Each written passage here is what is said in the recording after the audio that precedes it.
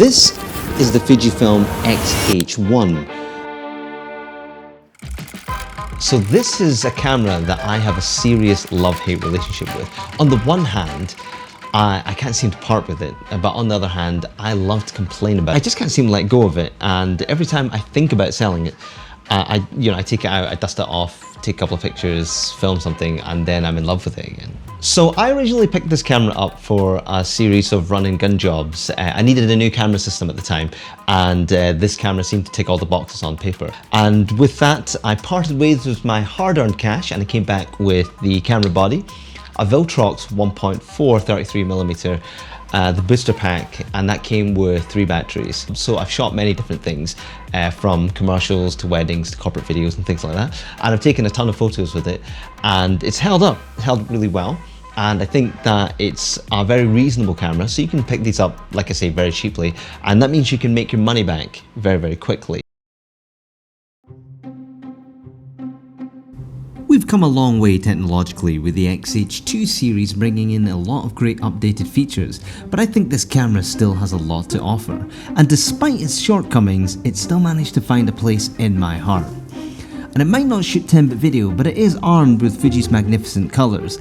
The camera comes equipped with the company's original log footage format, which is F-Log, which I've used extensively and I've used to shoot these clips. With its inherent Fuji colours baked in, grading the footage is exceedingly simple and it's a pleasure to work with.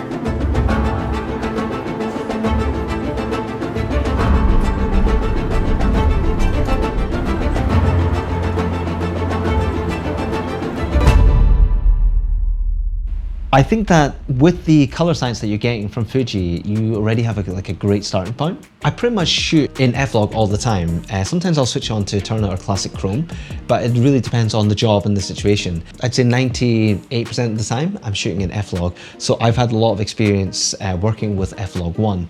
And I found it to be very easy to work with, very easy to grade, and one of the main reasons for that is the large bit rate. It's significantly larger than the ones in the 8-bit Sony video files, and so what I found was that I was able to push the files further past their comfort zone before it was starting to break up and things like that. The 120 frames per second footage looks really rather good too under the right conditions though. It is only 1080p and sadly it does suffer from some quite serious moire and aliasing issues, but if you're quite careful you can work around these problems quite easily. Definitely one of the biggest things about the Fujifilm camera system is their JPEGs. The images you're seeing on screen are all straight out of camera JPEGs that I really just couldn't be bothered editing on the computer. In fact, this reason alone has gained the camera brand quite the cult following. Their cameras are known to create some of the most interesting looking images straight out of camera. Now when you buy a Fujifilm, you're unlocking a world full of people creating interesting looks in camera, in the form of what they call recipes.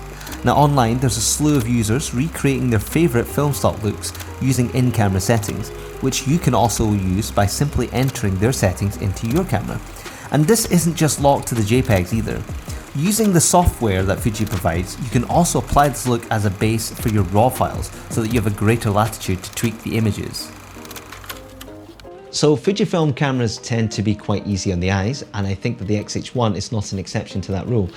I actually quite love the boxy shape that it's got. It's very 80s-ish, and it's got all the lovely buttons and dials that you tend to get with Fuji cameras, which they've started to dial back on in some of the newer ones, like the X-H2. It's got lovely tactile clicky feels, and I think that it's great to make changes on the fly. And I have started using them a ton ever since I got the camera.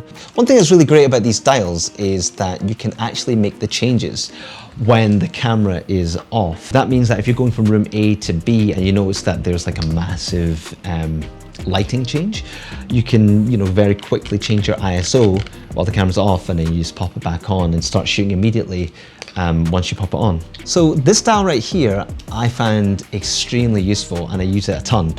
Mainly because of one of the niggling issues with the camera is the autofocus, which has a tendency to hunt wildly from time to time. So what I'll do is I'll pop it onto autofocus, I will set my focus point, and then immediately pop it into manual focus so that I can just focus wrap myself. I found that this actually works great, especially like if you have a subject that's kind of weaving in and out of in between things or behind people and things like that. So it's great to be able to just like make a quick focus setting, lock that on really quickly, and then just immediately change it back to be able to just follow focus yourself. Sometimes I find that, and also on different lenses as well, that the autofocus isn't so bad. Like I have the Fringer with the Sigma 18-35, and that seems to do better than a lot of my other lenses. However, that does still have a tendency to hunt from time to time, and so this dial really comes in to save the day when that happens. So you also have this handy dandy little screen here, which takes up virtually no battery, and it comes up with all this great information so that you can look at stuff on the fly, such as what settings you're on. But the one thing that I found that this to be really handy with is when the camera's off, I can see how much time I've got left. But the good thing about this is actually it reminds me of whether I've got a card inside or not, because if I've got no card inside, then this shows up blank. So if I'm getting ready to go for a job, or maybe I've just taken the card out to transfer files at one point, I can just have a quick look at that to see if I have a card inside. So over the years, this camera more or less nosedived in price. I think it's keeping a stable price at the moment, but I doubt that will last for long because it's getting older and older. It's becoming less and less desirable. But I still think it's a great little camera to pick up, and because you can pick up so cheap, I think it's a good kind of like first Fujifilm camera to pick up. So it used to be a flagship camera, like I say, so it's got a lot of great features built in there, and it's very easy to make your money back. It's a great camera to just start a business with. I have had tons of experience with it now, so I've managed to work my way around, a lot of the niggly issues that the camera has. And this is a camera that, unlike the Sony's, which is kind of like a pick up and play type camera, this can be a camera that kind of makes you work a little bit harder to get the image, but the images that you get at the end are just so satisfying. It's kind of a nice in between something like a Sony, like a pick up and play, and something that's kind of like an entry-level cinema camera like the Pocket 4K. I think this is a good kind of middle ground. It doesn't have quite as cinematic an image as the 4K, but it has like a slightly more filmic image than the Sony's, and so you are kind of getting a nice kind of in between with the bells and whistles of a easier camera. I've had this for about, I think, 3 or 4 years now, and it's been nice to use. It's been a nice shooting experience, and it's one of my favorite cameras. It's easily my favorite hybrid camera at the moment. Right now, I think that this is still a great little camera to use to shoot. Like a lot of jobs nowadays tend to be kind of more social media based and things like that, and you don't really need to have the latest and greatest setup for shooting those. And I think that if you're just actually starting a business, this is actually a great choice. It's not very expensive, you can pick up a set of lenses very cheaply for it as well. And you can even adapt some EF lenses, which will allow you to use it on multiple systems. And you can always upgrade the camera later. And I just think that this is a great kind of like starting camera, especially if you're just getting into the Fujifilm setup. I probably won't let go of this one.